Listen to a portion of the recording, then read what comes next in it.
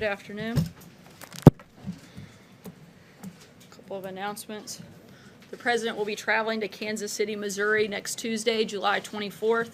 He will address the Veterans of Foreign Wars 119th Annual Convention. President Trump is committed to our veterans and has worked to reform the VA and to ensure veterans are given the care and support they deserve. The President looks forward to being with the more than 4,000 veterans in attendance. Yesterday, the U.S. Senate confirmed Randy Quarles as the Vice Chair for Supervision at the Federal Reserve, but it is unfortunate that his nomination was continually delayed. There are still 3 more nominees to the Fed who have yet to receive a vote. It is inexcusable that Senate Democrats have delayed confirming the President's nominees.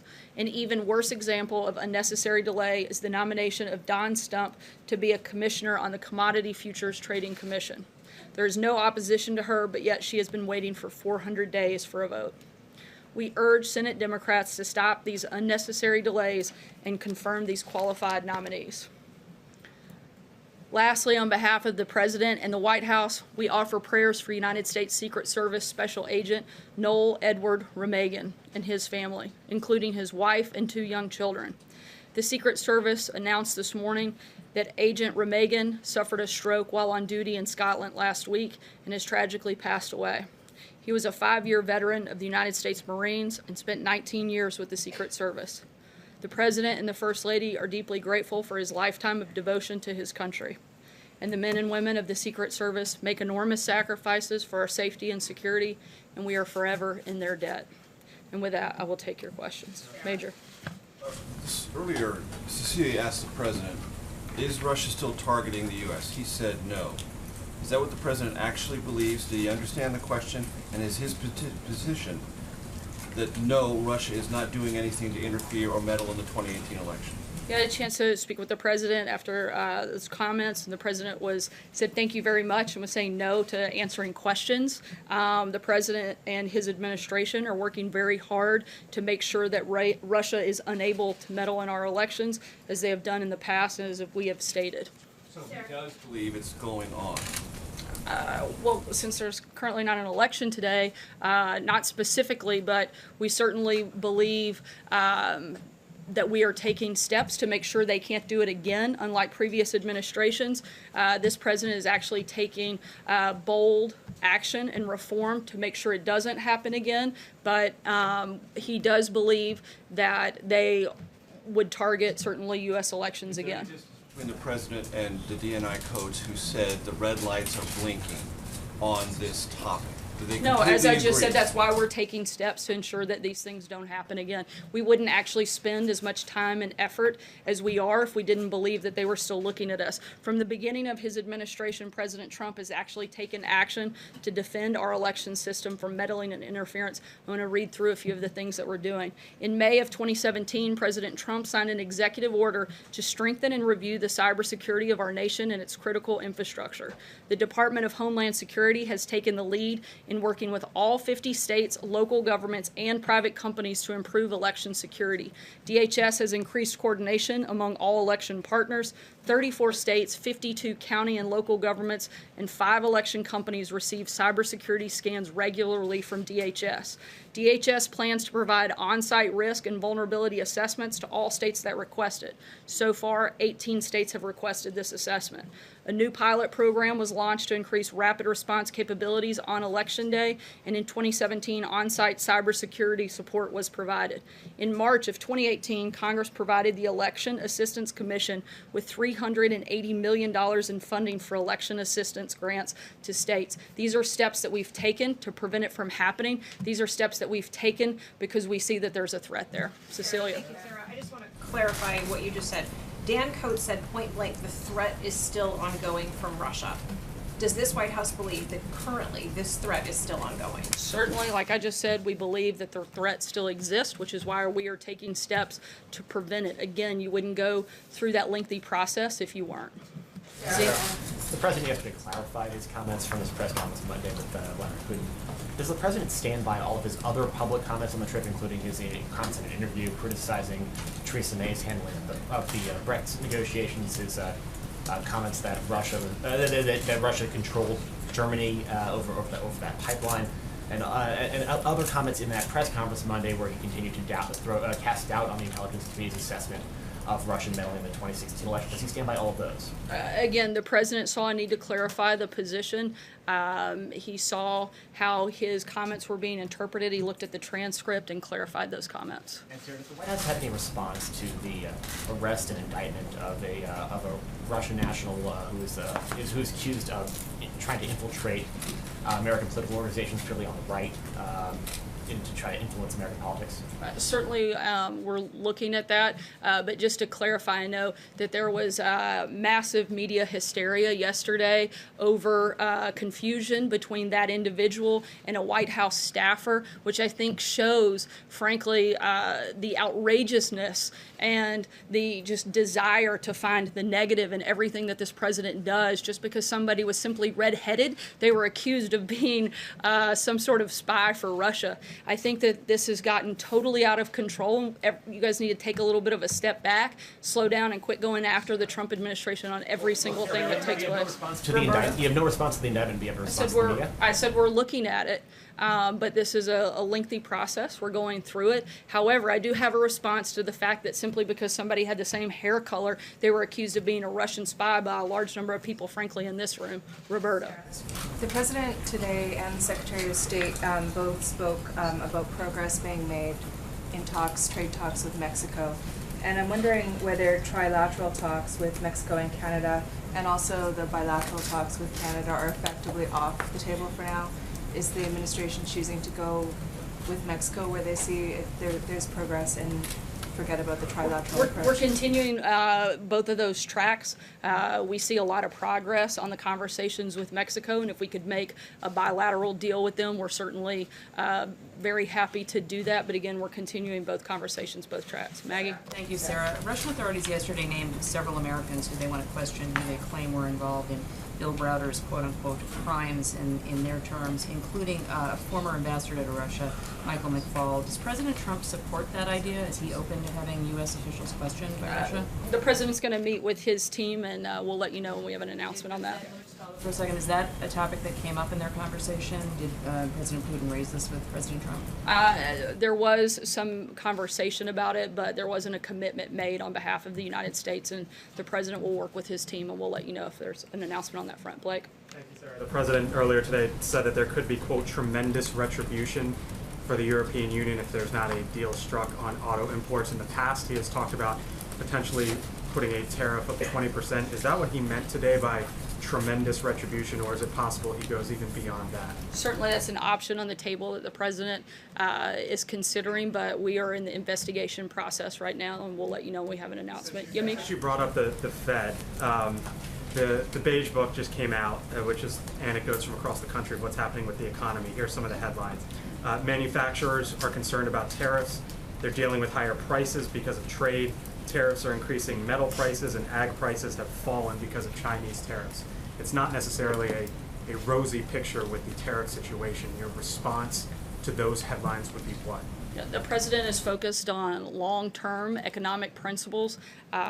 We have one of the strongest economies that we've had in decades. He continues to look for ways to help protect American workers, and he's going to continue to do that on a number of different fronts in a number of different ways. Again, this is short-term, and the president hopes to open up a number of different markets and to create a more playing trade field across the globe. Yamiche? Hi, Sarah. Two questions. The first one, in Finland, President Trump, when talking about the stances of the U.S. intelligence community and of Russia, he said, quote, that I have confidence in both parties. After a young woman was killed in Charlottesville, Virginia, after protesting neo-Nazis, he said, I think there's blame on both sides. Some people see this as a president continuously making false equivalences. What do you say to that criticism? I would not compare the two situations. The president, I think, said exactly what he thought yesterday in his remarks, and I would refer you back to those. Josh? Sorry, go ahead. And also, does the president see the interference in the 2016 election and possibly in the midterms as an attack on democracy, American democracy. U.S. the Secretary for Homeland Security said that it was an attack on American democracy. But the president said that the Democrats are weak, that Republicans basically had better systems. Does he see it as an issue of American democracy or just his opponents being attacked?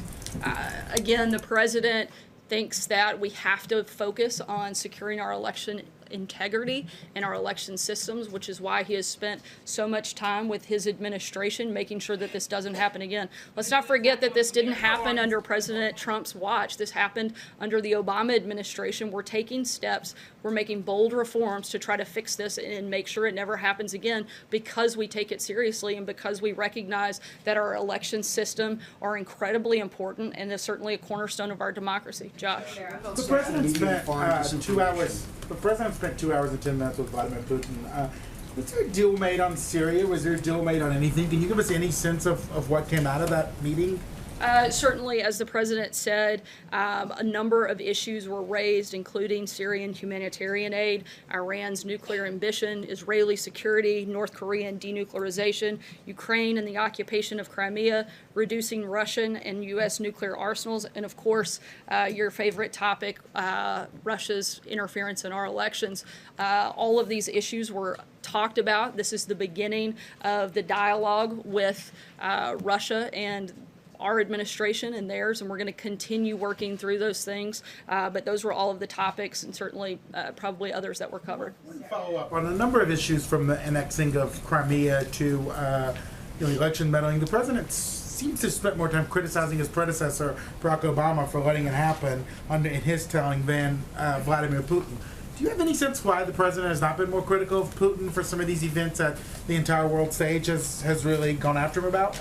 Look, I think the president, as he has said many times before, has been tougher on Russia than anybody. I think you can see that in all of the actions that he's taken, whether it was a plant that was closed due to aluminum and steel tariffs that were put in place by this president. The Treasury Department has issued new sanctions on numerous individuals and entities in Russia. The president has continued sanctions on Russia's malicious cyber activity in response to election hacking. We've expelled 60 Russian operatives from the United States and closed 2 consulates. President Trump issued 4 statements condemning Russia's poisoning of UK citizens on UK soil, authorized the sale of lethal aid to Ukraine, authorized military strikes against the Assad regime in Syria, and has repeatedly called out Russia's actions, exporting energy to our allies in Eastern Europe. Look, the president has been extremely tough on Russia, and to say anything different is just not true. So why is he critical of other world leaders by name far more often than Vladimir Putin? Why won't he criticize Putin by name? I think he has. I think he has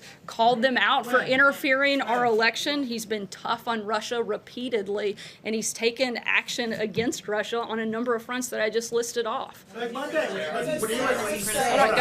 When he was beside him on Monday, though, why wasn't he critical of Vladimir Putin's actions? Look, they had a number of conversations. The president discussed some of these things directly, face-to-face with Vladimir Putin. He addressed him again yesterday.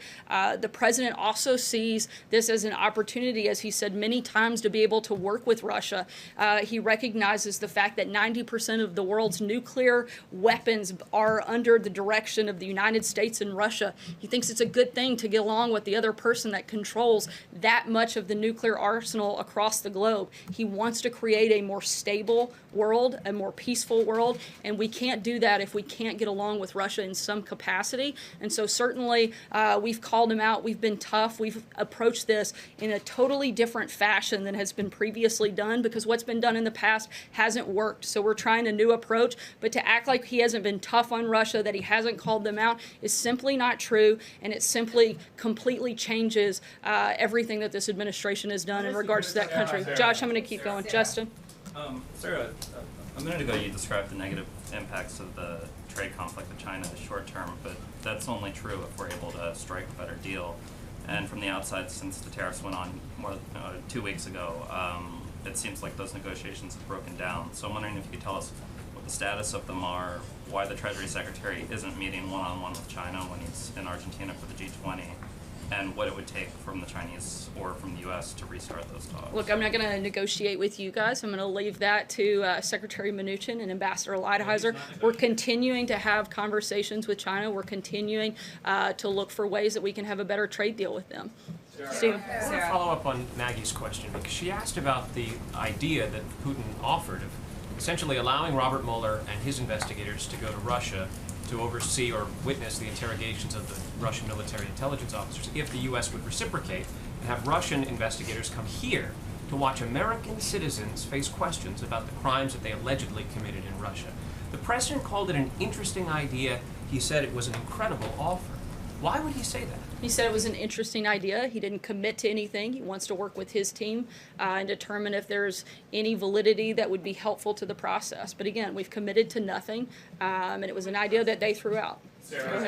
Sarah, some Democrats on Capitol Hill now are saying that they want to drag the translator who was in the room with the president and Vladimir Putin before congressional committees to find out exactly what was said in their private meeting. Is that something that the White House would ever support? That's something that would go through the State Department. Mike? The list of subjects you went through as far as for the one-on-one meeting, unless I missed it, were sanctions discussed at all? Did the president bring it up, or did President Putin bring it up to President Trump?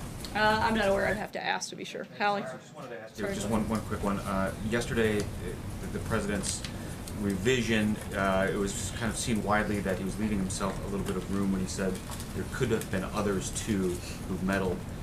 Was he referring to any specific intelligence on that, or was that his instinct? Certainly the president receives a number of briefings and has talked about this subject pretty extensively. We're aware of others that have made attempts, but I can't get into any of that here at this point. Hallie? 2 questions for you, and I want to just clarify something you talked about at the beginning of the briefing. So despite the video that shows the president looking at Cecilia and answering no to this question about whether Russia is still targeting the U.S., and despite multiple people in the room understanding that the president was responding to that question, and despite the president having never before said the word no repeatedly to usher reporters out of the room, you're saying it's a reverse. You're saying the president said this is the first thing that the time. president said after the question was asked was "Thank you very much," and then he said, "No, I'm not answering any more questions." And even further, I think even Cecilia didn't realize what the answer was because she asked for clarification and he didn't answer the follow-up. Again, because she wasn't sure. I talked to the president. He wasn't answering that question. He was saying no, he's not taking questions, and I've stated what our position is. Let me get to my question, Sarah, because I haven't actually asked it yet, which is the president, now this is the second time in 3 days that the president of the White House has come out and reversed what the president has said. To the opposite of what it was I'm perceived, interpreting Sarah. what the president said. But I'm not was reversing perceived it. the opposite way. Why I was should in this the room as president- well, and I didn't take it the way you did. But why should this president have any credibility to Americans in what he says if, in fact, 24 hours later, or in this case, 3 hours later, the White House comes out and says, just kidding? First of all, that's not what I said. I was interpreting what the president's intention was and stating the administration's policy. It's not exactly what you just explained. We never said just kidding. And I think that you can take the fact that the president has credibility because he saw that he had misspoken, and he wanted to clarify that yesterday, which he did. So when he sees that he's misspoken, he comes out and he says that. Jordan. Follow up on Sorry, I'm Josh. gonna The keep second moving. question. Sorry. You Jordan, told go ahead. Josh, well, just to follow up on my second question, Sarah. Sorry, you told Josh, you've asked I did two. have, I I'm gonna had move on two. to Jordan. You told Josh the president has been Once again, publicly Hallie, I'm critical moving of on to Vladimir. Jordan. Jordan, go ahead. You said, Sorry, Hallie, go ahead if you want. thanks, Jordan. You said to Actually, Josh, I'm the gonna take a president has question been from publicly Jordan. critical of Vladimir Putin. I just want to know when, because I don't think any of us remember, at least I don't remember a time when the president has publicly called up Vladimir Putin. I think by stating the fact that the president said that Russia interfered with our election, that's a pretty bold call out of another world leader. Jordan, go ahead. Senators Rubio and Van Hollen have introduced legislation that would impose new sanctions on Russia if the intelligence agencies find they meddle in the 2018 midterms or in the future. Would the President Trump support a proposal like that? I'm not going to get into a hypothetical situation until we see a final piece of legislation and also a determination if there's election meddling. Again, our goal is to stop that from happening, which is why we've spent such a significant amount of time in the first year and a half of our administration focusing on protecting the election integrity system.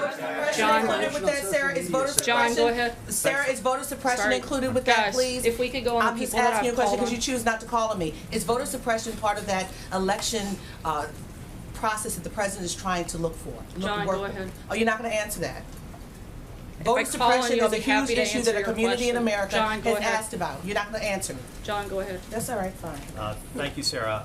I wanted to ask you about the immediate reaction to the president's comments that he made at that joint press conference in Helsinki. It was immediate. Every cable channel, Fox, NBC, CNN, reacted immediately to the suggestion the president made that he did not believe that Russia interfered in the U.S. presidential election.